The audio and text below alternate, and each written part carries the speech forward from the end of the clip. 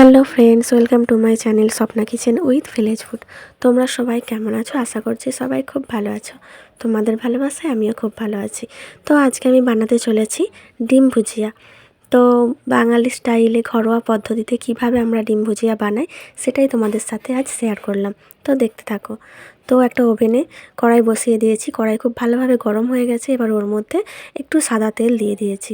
সাদা তেল একটু গরম হয়ে গেলে ওতে আমি দিয়ে দেবো পেঁয়াজ কুচি। আগের থেকে পেঁয়াজ কুচি করে রেখেছিলাম, সেটাই এর মধ্যে দিয়ে দেব।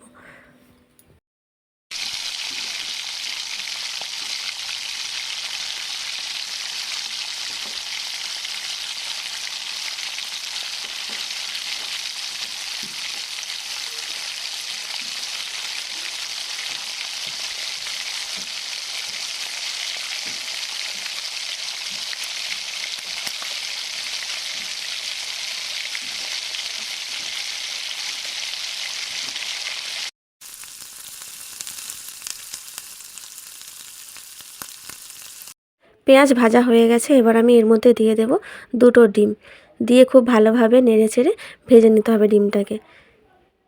তো এতে আমি অল্প একটু লবণ অ্যাড করব।